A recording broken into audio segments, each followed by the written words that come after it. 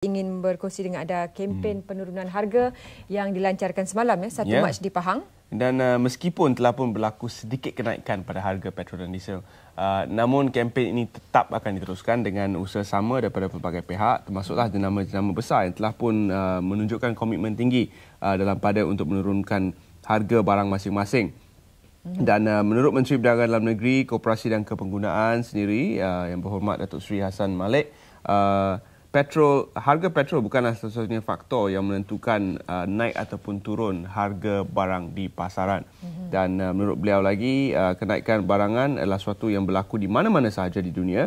Namun begitu di Malaysia, keadaan ini akan terkawal dengan berlangsungnya kempen ini secara besar-besaran di seluruh negara. 82,582 barangan keperluan diteruskan meskipun harga bahan api ditetapkan tinggi sikit seperti kata Terence tadi, dan lebih 1,000 cawangan dari 16 pasar yang terlibat di seluruh negara menawarkan diskaun antara 10 hingga 70%. Apapun kita nampak Datuk Seri slash pangkah-pangkah harga tu, ini juga kita ingatkan kepada pengguna walaupun harganya turun, perlu kita ingatkan berbelanja dengan bijak, kalau boleh adakan senarai sebelum. Tapi benda-benda macam ni kita tak payah beritahu, khasnya mereka macam suri rumah sebenarnya memang dah tahu apa yang mereka nak beli. Dan ada di antara mereka sebenarnya lebih bijak membandingkan harga di antara satu tempat dengan satu tempat yang lain. 10 sen, 20 sen dijimatkan pun kalau dalam tempoh sebulan, banyak juga yang dapat ditabungkan. Dan ada beberapa premis yang telah pun ditauliahkan sebagai premis harga berpatutan. 3,744 daripada premis menerima anugerah ini. Dan daripada jumlah itu, 82 premis terdapat di Pahang. Jadi anda boleh semak senarai premis-premis yang terlibat yang menerima anugerah ini di seluruh negara untuk membantu anda membuat pilihan yang lebih bijak. Dan kita ingin dengarkan apa kata rakan-rakan kita rakyat Malaysia berhubung kempen penurunan harga. Kita saksikan rakaman ini.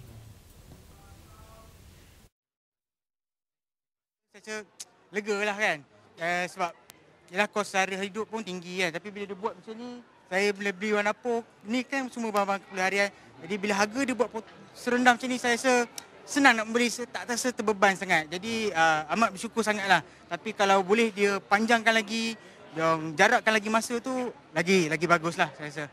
Boleh memang berterusan lah. Supaya kalau tak berterusan kan nanti ada pula naik pula.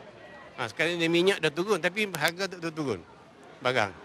Jadi boleh semua pasaraya dan peniaga-peniaga dapat menurunkan harga lah. Kalau untuk pengguna memang baik lah. Kita kalau beli barang, kita pun dapat jimat kan. So sekarang ekonomi pun tak baik. So kalau ada penurunan harga, baik untuk pengguna lah. Itulah. Kalau boleh untuk membantu kita yang kurang bernasib baik kan. Kalau boleh teruskan je lah. Memang sepatutnya berlaku macam ni lah kan. Kalau kita tengok kan, bukan semua pasaraya yang saya rasa turun barang ni. Seimbang lah kan. Ini dapat membantu orang susah lah. Orang-orang awam menikmati balik harga yang lebih munasabah. Rasa bersyukurlah sebab harga barang dah turun kan. Jadi kita sebagai pengguna ni memang dah jadi keperluan barang-barang dapur semua ni kan. Dan itulah dia sedikit daripada apa yang dirasakan oleh seluruh rakyat Malaysia. Dan penurunan harga ini akan berlaku serentak di seluruh negara, akan terus ada pengawasan daripada pihak-pihak yang bertanggungjawab untuk memastikan bahawa harga barang benar-benar ada pada parasnya, kerana pada bulan hadapan kita sudah pun akan mula GST. GST akan memasukkan sebagai sebahagian daripada kos daripada harga barangan ini, dan setengah barangan tidak terlibat dalam GST. Jadi anda harus semak senarai itu dari masa ke masa untuk pastikan bahawa anda membuat pilihan yang bijak. Dan bercakap tentang keperluan, memang beras ataupun nasi merupakan salah satu yang kita sering ambil, kita sering beli. Rumah kalau tak ada beras memang rasa macam tak lengkap. Tapi mengikut statistik Unit Perancangan Ekonomi EPU, secara purata seorang rakyat Malaysia makan 200 gram nasi sehari, atau 78 kilo setahun.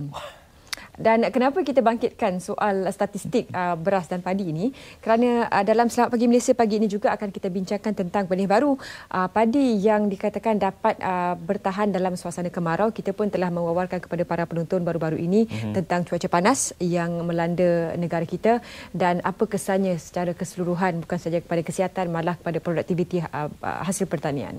Sebut saja pasal beras, saya pun terasa macam nak... okey. Okay. Tapi itulah masih dalam keadaan terkawal. Masih dalam keadaan terkawal.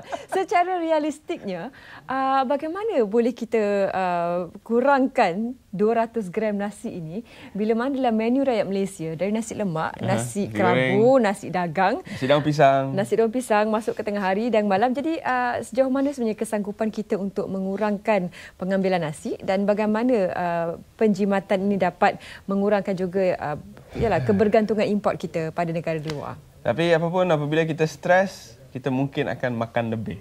Ada di antara rakan-rakan kita 42,000 daripada mereka yang merupakan calon SCPM 2014 yang mungkin pada ketika ini sedang bergelut dengan naga tadi. Bergelut dengan naga. Naga yang sama ada akan dihapuskan ataupun dijinakkan, kita tak tahulah.